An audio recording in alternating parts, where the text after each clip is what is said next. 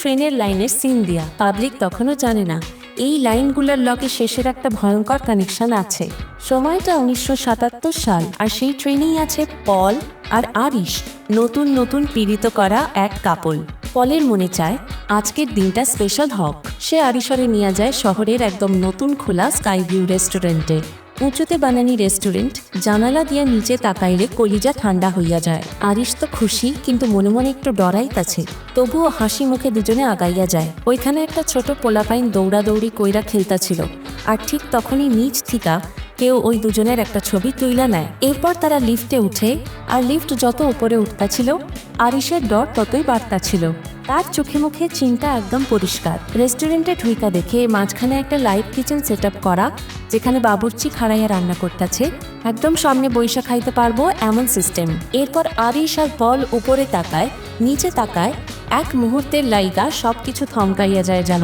আরিশ তখন পলের সিটে একটা গোলাপ ফুল লাগায়, কিন্তু ফুলের কাঁটায় পলের আঙুলে হালকা কাটে, একটু রক্ত বাইর হয়। এই রক্ত দেখা আরিশের কেমন জানি একটা অস্বস্তি লাগে। সে চুপচাপ উঠা ওয়াশরুমে যায়। ওয়াশরুমে গিয়া দেখে তার গা গুল্লাইতাছে, তার শরীর কেমন বমি বমি লাগতেছিল। তখন তার পিছনে খাড়াইয়া আছিল এক মাইয়া, নাম মারিয়া।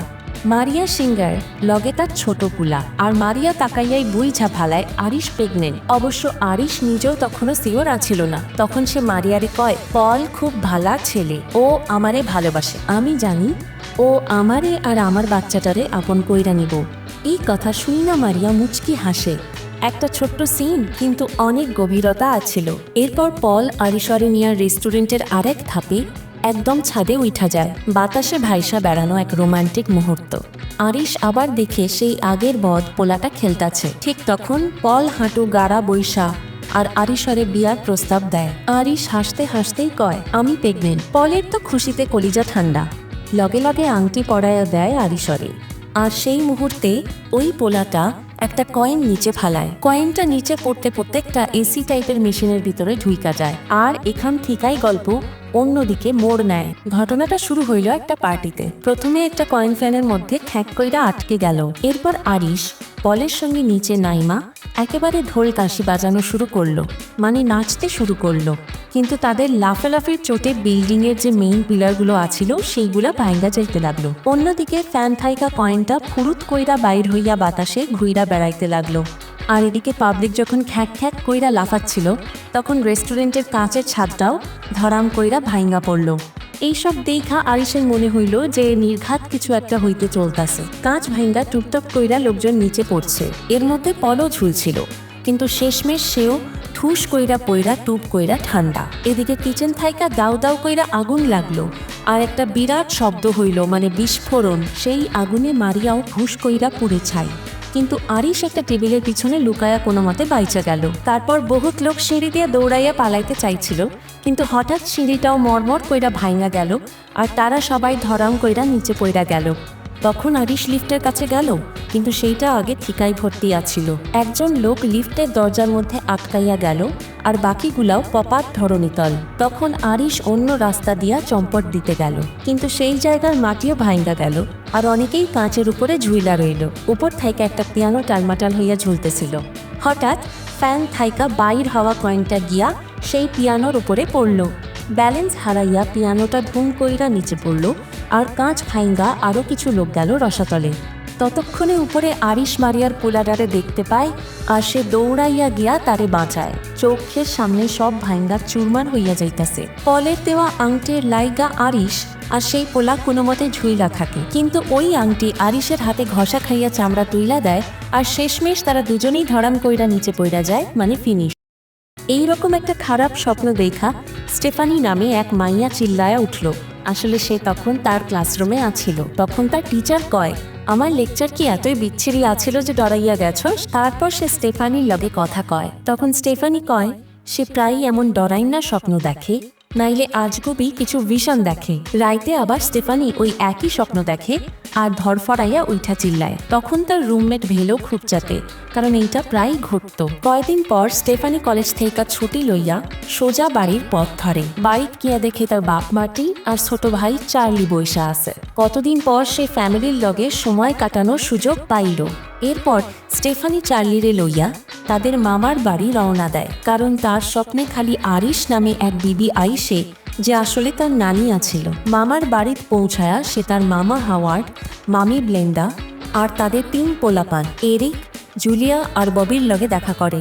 ওরা সবাই স্টেফানিরে দেখা খুব খুশি। এরপর স্টেফানি মামা হাওয়ার্ডের লগে কথা কয় আর নানি আরিশের ব্যাপারে জানতে চায়, কারণ সে স্বপ্নে নানিকে খালি দেখে। কিন্তু হাওয়ার্ড এই কথা শুইনা চেতা যায়। সে কয়, তোর নানি আউলা হইয়া গেছিল আমাদের নানা পলের মরণের পর। সে আমাগো সবেরই ছাইরা একা কোন চুলোয় যেন ভাবছিল, সেই কারণে আমাদের ছোটবেলাটা মাটি হইয়া গেছিল। আর মনে হয় সেই কারণেই তোর মা ডার্লিনও আমাগো থুইয়া চম্পট দিচ্ছে। এইসব কথা কইয়া সে চম্পট দেয়, কিন্তু স্টেফানির মনে তখনও হাজারখানিক প্রশ্ন কিলবিল করছে। তখন তার মামি ব্লেন্ডা কয় যে তার নানি আরিশ কিছু চিঠি রাইখা গেছিল, আর এখনও শহরের বাইরে একেবারে চুপচাপ একটা জায়গায় থাকে। স্টেফানি তখন তার নানি আরিশ আর নানু পলের একটা পুরনো ছবি দেখতে পায়, সেই স্কাইভিউ টাওয়ারের রেস্টুরেন্টের ছবি, যেটা সে তার স্বপ্নে দেখছিল। এরপর স্টেফানি রওনা দেয় জঙ্গলের ভিতরে সেই বাড়ির দিকে যেখানে আরিশ থাকে। গেটের সামনে গিয়া স্টেফানি নিজের নাম কয়, তখন আরিশ ফট কইরা গেট খুইলা দেয় আর স্টেফানিরে ভিতরে লইয়া যায়। ভিতরে ঢুইকা স্টেফানি নানিকে সামনে দেখা খুব খুশি হয়। তখন আরিশ স্টেফানির মায়ের খবর জানতে চায়। স্টেফানি কয়, মা তো ছোটবেলায় আমাগরে থুইয়া কই যেন চইলা গেছে, তারপর আর কোনো খবর নাই। এই কথা শুই না আরিশ খুব দুঃখ পায়। এরপর স্টেফানি কয়, আমি আপনাগরে আর নানুরে স্বপ্নে দেখছি সেই স্কাইভিউ টাওয়ারের রেস্টুরেন্টে। স্টেফানি আরো কয়, আপনি তো তখন মইরা গেছিলেন। তখন আরিশ আস্তে কইরা জবাব দেয়, না, ওইটা কোনো স্বপ্ন আছিল না, বরং ওইটাই আছিল আসল ঘটনা। তুই যেসব ভীষণ দেখছস সেইগুলা আমিও ওই হোটেলের ওপরে নিজের চোখে দেখছিলাম। তখন আমি দৌড়াইয়া গিয়া সবার আগে ওই বদমাইশ ছাওয়ালের কাছ থেকে তার কয়েনটা ছিনায়া নিছিলাম। তারপর নিচে গিয়া সবাইরে দেখাই যে কাঁচ ভাঙা যাইতাছে। আমি সবাইরে সাবধান করছিলাম, আর তারা ঝটপট ওইখান থেকে সইরা গেছিল। এমনি আমি কত মানুষের জীবন বাঁচাইছিলাম। আমি সেই দিনের সব মরণরে ফাঁকি দিতে পারছিলাম। স্টেফানি অবাক হইয়া জিগায়, তাহলে আপনি পুরো ঘটনাটাই থামাইয়া দিছিলেন? আরিশ মাথা নাড়ি, আমি থামাইছিলাম, কিন্তু মরণের খেলা তখন অন্যভাবে শুরু হয়েছিল। যারা সেই দিন অ্যাক্সিডেন্ট থেইকা বাঁচছিল তাদের তো আসলে মরণের কথা ছিল, কিন্তু তারা পাইচা গেছিল। তাই মরণ এক এক কইরা তাদের খুঁজা মারতে শুরু করলো। আর ওই মানুষগুলোর যত পুলাপান হয়েছিল তাদেরও তো জন্ম নেওয়ার কথা আছিল না, কারণ তাদের বাপ মা তো সেই দিনই মইরা যাওয়ার কথা আছিল। ফলে তাদের মা বাপ মরার পর তারাও এক এক কইরা মরতে লাগলো। আমার স্বামী পলও সেই কারণেই ক্যান্সারে ঢুইকা গেছিল।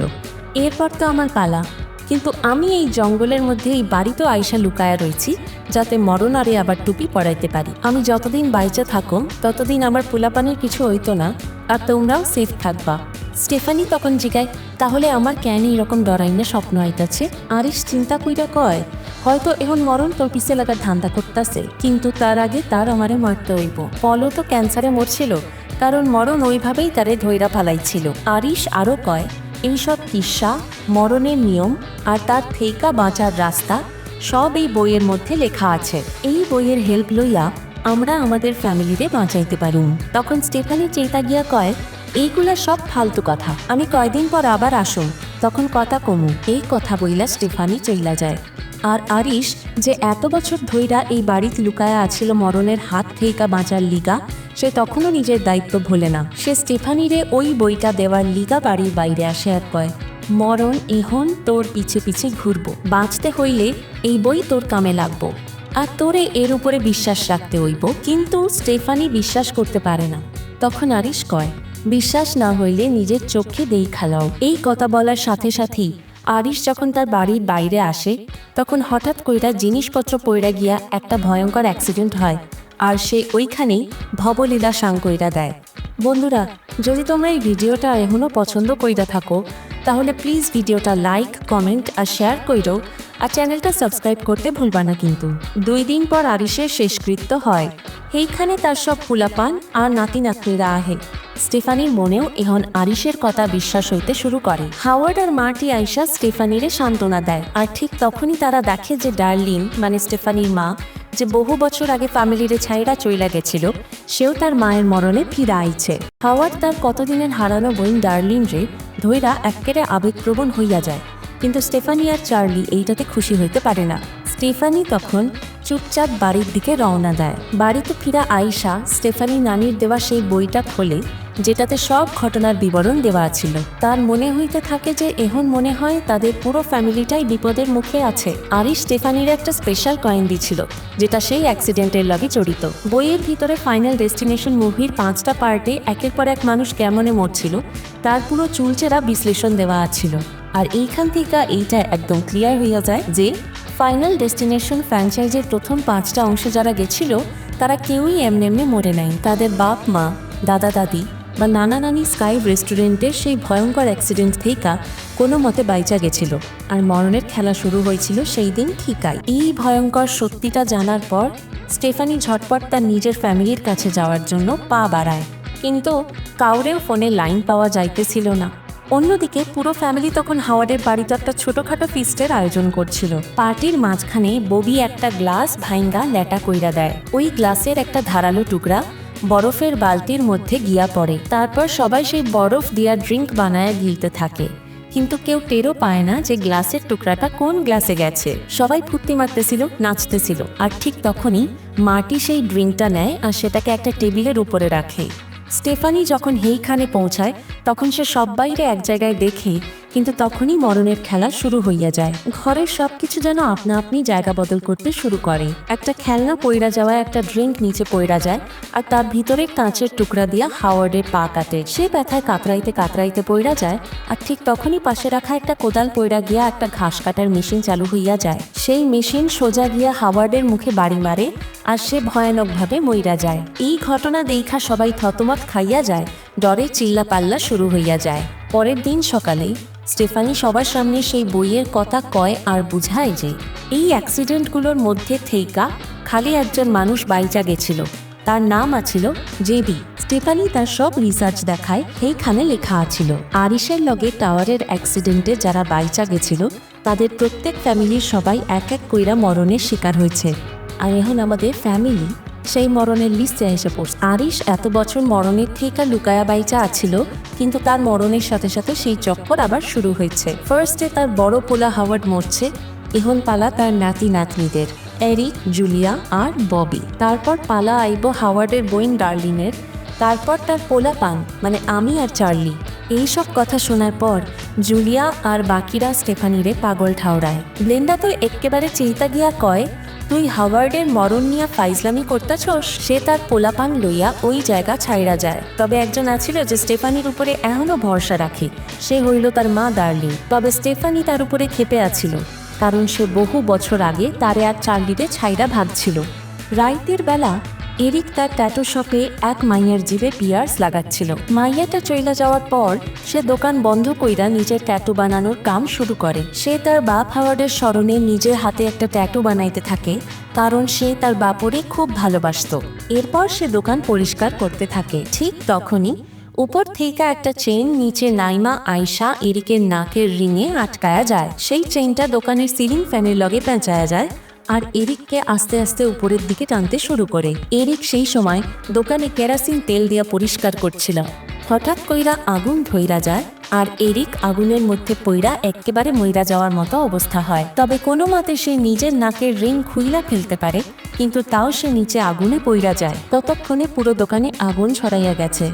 পরের দিন একেবারে সকাল সকাল স্টেফানি আর চার্লি খবর পায় এরিকের ট্যাটুর দোকানে নাকি আগুন লাইগা ভস্ম হইয়া গেছে। হেরা আর দেরি না কইরা এরিকের বাড়ির দিকে ভোঁ দৌড় লাগায়। কিন্তু ঘটনা দেখেন, এরিক নিজেই আইসা ওদের গাড়ির লগে ধুম কইরা ধাক্কা মারে। শালাটাও বাইচা আছে, শুধু হাতে একটুখানি ব্যথা পাইছে। স্টেফানির তো কান্দাকাটি জুড়ে দেওয়ার জোগাড়। এরিক তখন কয়, আরে আমার কিচ্ছুটি হবে না। ঠিক সেই মুহূর্তে একটা মস্ত বড় ট্রাক তার পাশ দিয়ে সাঁ কইরা চইলা যায়।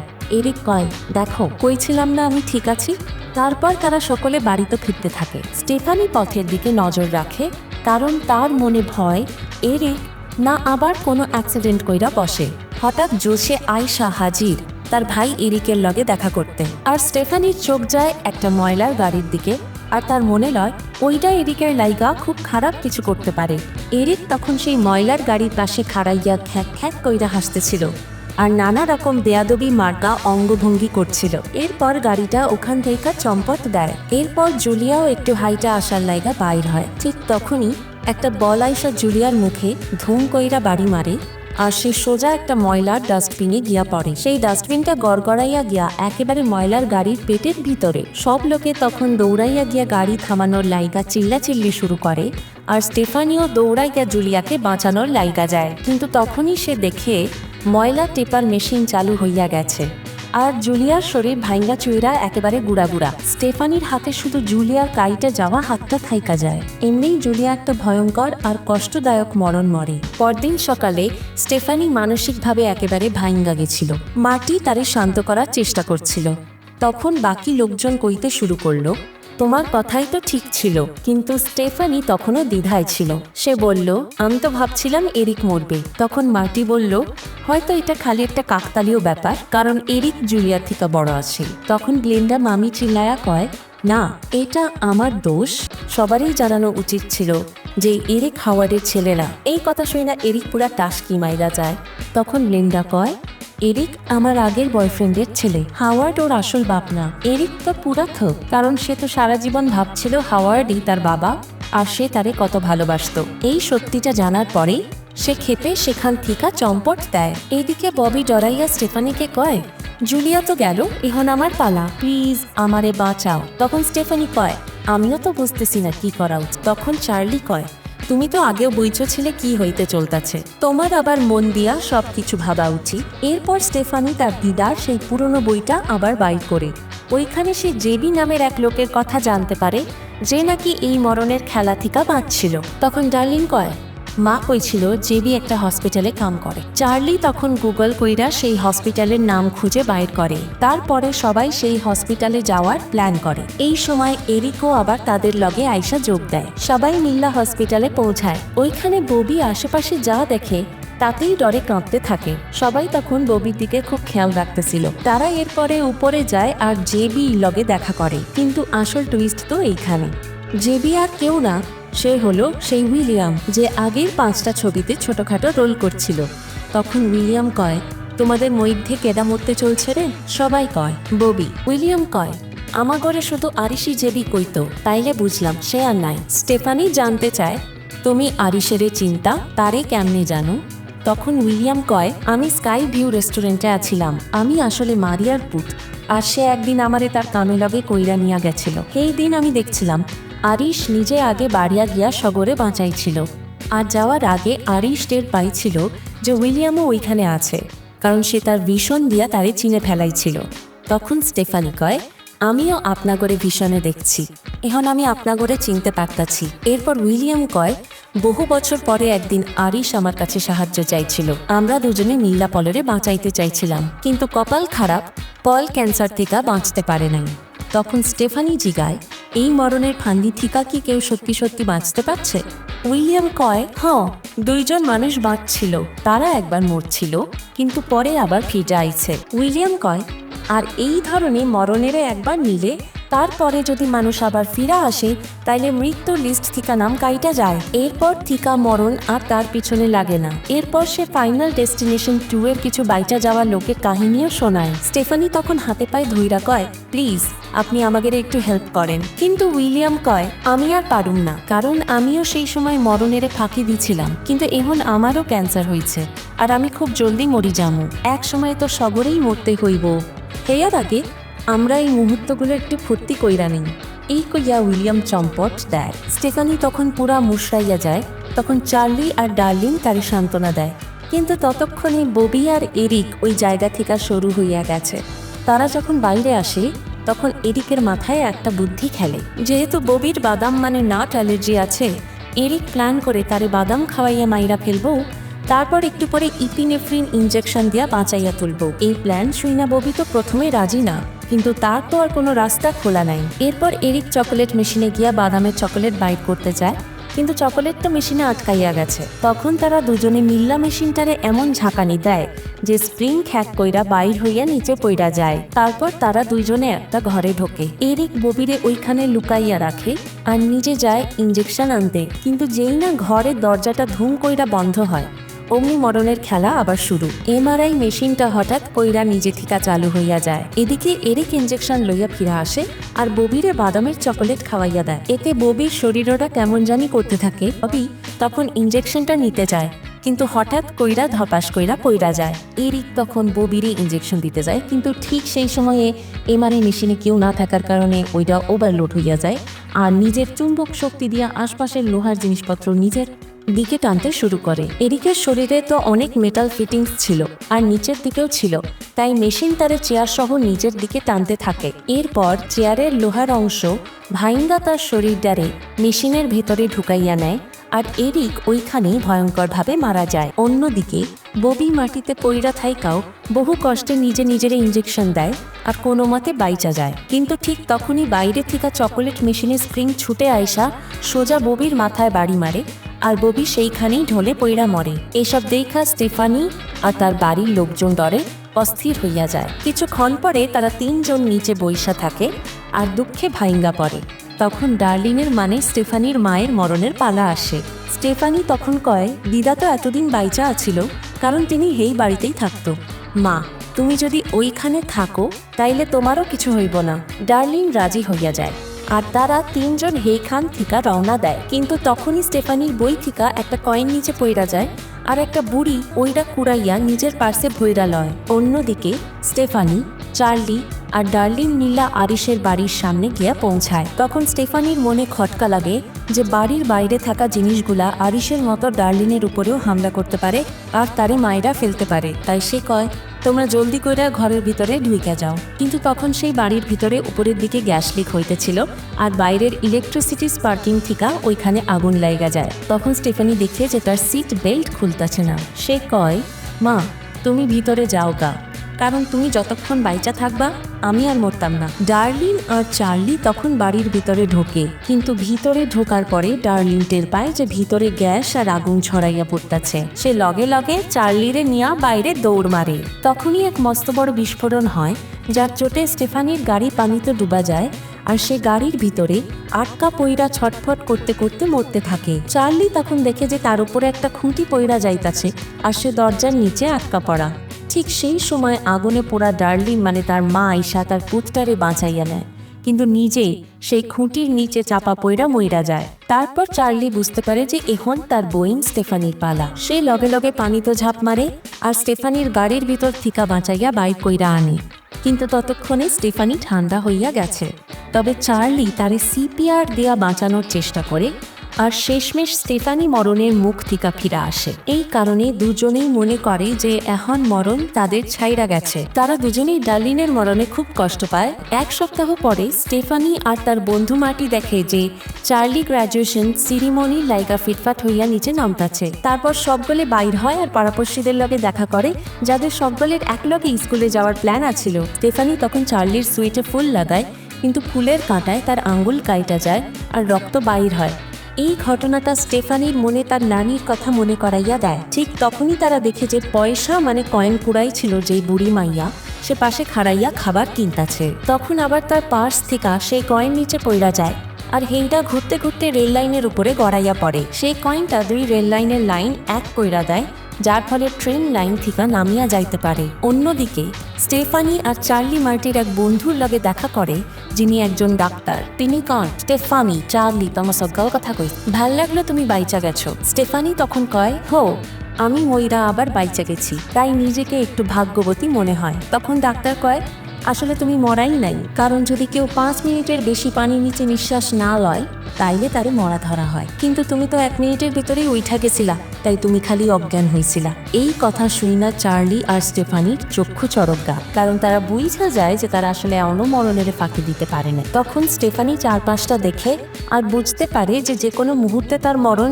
আবার হইতে পারে। এরপর ট্রেন সেই কয়েনের কারণে লাইনের বাইরে চইলা যায় আর বাড়িগুলোর ভিতর দিয়া ঢুইকা আসে একেবারে স্টেফানি আর চার্লির পিছন পিছন। তখন তারা দুজনেই ডরাইয়া দৌড়াইতে শুরু করে। শেষমেশ যখন ট্রেন খাড়ায়, তারা ভাবে সবকিছু খতম, তারা বাইচা গেছে, দুজনেই শান্তি কইরা নিঃশ্বাস লয়। কিন্তু হঠাৎ পিছনের ট্রেনের বগি থিকা ছিটকাইয়া আসা কাঠের টুকরো আইসা তাদের গায়ে বাড়ি মারে আর ওই জায়গাতেই তারা দুজন মইরা যায়। এইভাবেই ফাইনাল ডেস্টিনেশন ব্লাড লাইন্স মুভিতে মরণ মানে ডেথ তার উদ্দেশ্য পুরা করে আর এই পুরো ফ্যামিলি মানে ব্লাড লাইনের সবরে শেষ হইয়া যায়। এখন বুঝলেন তো, মরণেরে আপনি যতই ফাঁকি দেন, লাস্টে সে ঠিক আপনার পিছু নিব আর এক সময় সে ঠিকই জিতব।